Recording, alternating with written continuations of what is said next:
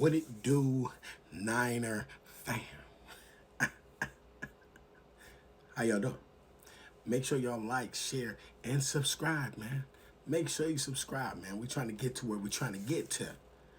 Now, I know y'all looking at this picture. And when you look at this picture, what do you see? What comes to mind? Because this is Bill Walsh. Now, as you see, he's moving pieces around. Now, when I see this came to mind to say Bill Walsh was playing chess while everybody else in the NFL was playing checkers. You know how long it took for him to come up with the West Coast offense. And once he came up with that West Coast offense, then you got to have a quarterback to implement it. And then when you got a quarterback to implement it, you need wide receivers with hands. You got to remember, this was all in the making. Okay, you got to remember, we drafted Joe Montana. So when you put together a game plan, and it's not just a game plan, come on now, he damn near changed the sport. Because at this time, while he was implementing the West Coast offense, remember they had teams like the 85 Bears out. Okay, and that defense, the 85 Bears had that 4-6 defense. It was unstoppable. Even though I think who was that? The Dolphins stopped that. But now, when they were going around the league, and they were beating people in its heyday. When people seen how the West Coast offense, what it was able to do, how you can slice a team up, because back then, coming from those early days, you got to remember Montana was drafted in '79, so you talking about when football was football. You can take somebody's head off. I mean, it was nothing but pain. If you got a receiver coming across that middle, let me explain to you. You see how Terrell Owens, how big he is? You got to be that big. And if you're not that big, you got to be tough like Jerry Rice. Or even Michael Irvin.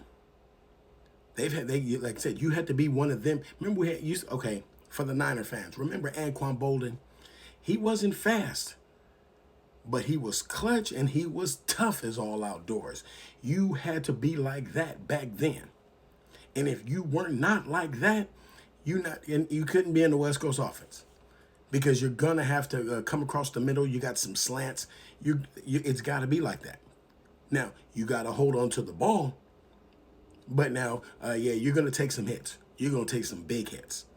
But the West Coast offense is designed to slice your defense up, because back then they kept their front four or even the linebackers, unless you got somebody like Jack Tatum in the back that's literally tearing fools, hospitalizing people, man.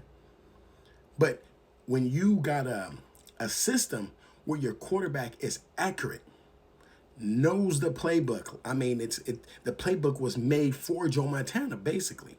And when you got a quarterback that's accurate, and then you go draft a receiver like Jerry Rice, and his hands is immaculate. Come on now, immaculate. And you put them on a team, and then you build the team around them.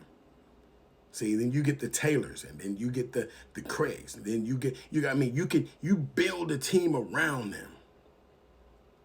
When you do that, that's where you have multiple Super Bowls. That's when you become a dynasty. A dynasty. See? And I'm going to tell you this. Belichick and him were friends. Yeah. Belichick and him were friends. Belichick, he wrote a book. Bill Walsh wrote a book. Belichick, he went through that book front and back. Look at how he built the Patriots. But the thing is with the Patriots and Belichick, you see, the thing with Belichick, he knew he had Tom Brady. I got Tom Brady. That's all I need. The problem is, you actually need other pieces. You see what happened when they had Randy Moss over there with the Patriots. People don't even mention that undefeated season that the Patriots had. They don't even mention it because they lost the Super Bowl. But if you actually watch that whole season, they were blowing teams out. Literally, I mean, they were going for it they were already blowing teams out, and then going for it on fourth down, and coaches from the other teams used to get mad, and Belichick was like, "Stop them," okay, because he had Randy Moss. See, Randy Moss was like his Jerry Rice. Okay, the problem is when you get into a Super Bowl. Okay, now when you beating a team like the Niners in their heyday, or you're beating a team like the Patriots who got Randy Moss and Tom Brady, a little bit of luck got to be involved. You got to have a little bit of luck got to be involved to beat them. That's just what it is. A little bit of luck. And so the Patriots lost that game to the Giants. The Giants. Come on. The guy throws the ball up and the guy catches it on his helmet. Come on. You got to have a little bit of luck.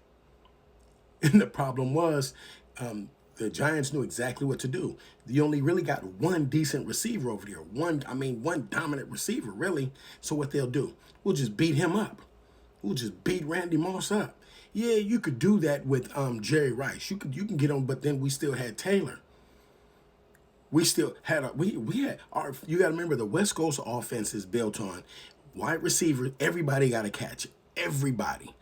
Wide receivers, tight end, fullback, running back. Everybody has to be a receiver. See, now you're probably thinking, well, the West Coast, yes. That's why you got to have a Ricky Pearsall, a Brandon Ayuk, a Jawan Jennings, a George Kittle, you know what I'm saying, a Hughes Check, a Christian McCaffrey. See, everybody got to be able to catch. See, that's what the West Coast offense is predicated on. And when you actually open it all the way up, it's vicious. That's why when Purdy came onto the scene, you actually we had some games where you were looking at him like, damn, where did all this come from? Garoppolo wasn't doing this. Garoppolo couldn't do the whole playbook. He couldn't do the whole playbook. It is what it is. He could not do the whole playbook. The only person could do a piece of it. A piece of it was Kirk Cousins. See? Kirk Cousins. Go watch Kirk Cousins play when Shanahan was the offensive coordinator. But the thing was, Shanahan, he was just, pieces of it. He didn't really start running it viciously till he mixed it in with his father's run game. See, Mike Shanahan, he had that run game, that run game he brought from Denver. His father's always at the practices.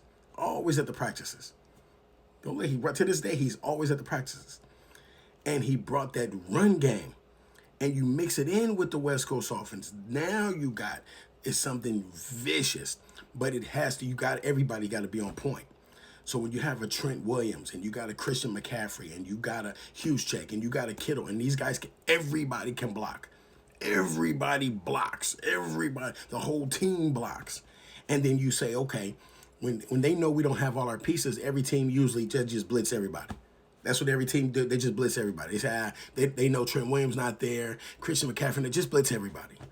Okay, and then it really doesn't work. When you have everybody on point, and you say, oh, we're going to blitz everybody. Now you got Ayuk one-on-one. That's why Pearsall's looking like a beast in practice. See, he's looking like a beast in practice. Why? You know what I'm saying? Because you giving him one-on-one coverage, or whatever coverage you're giving him, he's ripping it to shreds. So, like I said, he was playing chess. Everybody else was playing checkers. See? Y'all got to go back and look at some of the old 49. Oh, you talking about old stuff? Oh, yeah, okay. But everybody to this day, how old is the West Coast offense? And everybody to this day, is still using it. Every single team got it in their playbook. But it's old. But it's in your playbook. It is what it is. Let me know what y'all think. Just a little bit of a history lesson. You know what I'm saying? Bill Walsh. You know what I mean? Let me know what y'all think. Leave it in the comments, man. Let me know y'all perspective on this. Leave it in the comments. Peace. I'm out of here. Make sure you like, share, subscribe. You know what it is. Peace. Niners.